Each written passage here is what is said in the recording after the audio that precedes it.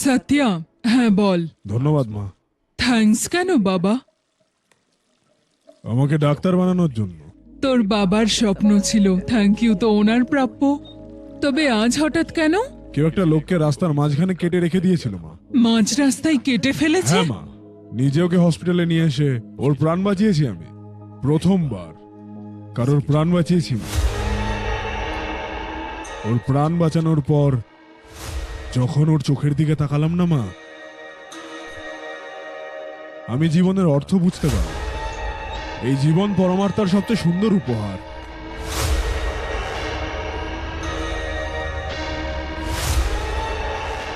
জীবনের মূল্য শুধু একজন মা আর একজন ডাক্তারই বুঝতে পারে মা।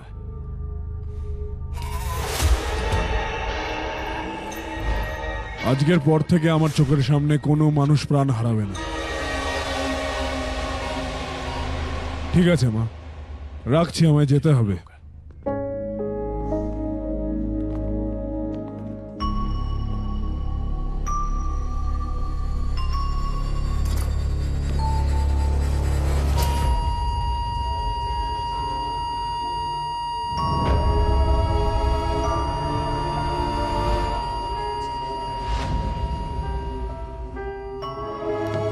এই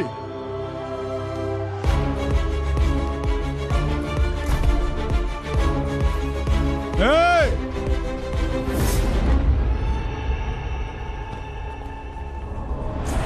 সত্য, এখান থেকে চলে যাও, যাও। আবে ওই ভাবলা,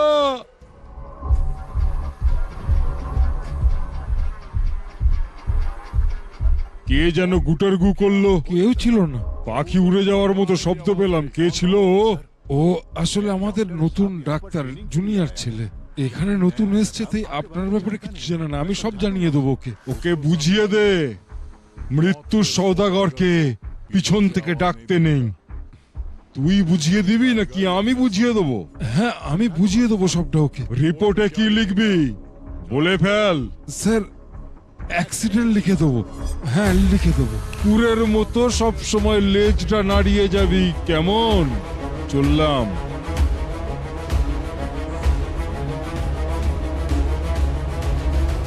আমাদের কথাটা শোনো, আমাদের কথাটা শোনো। তুমি প্লিজ নিজেকে কন্ট্রোল করার চেষ্টা করো, একটু কন্ট্রোল করো নিজেকে, প্লিজ কন্ট্রোল করো।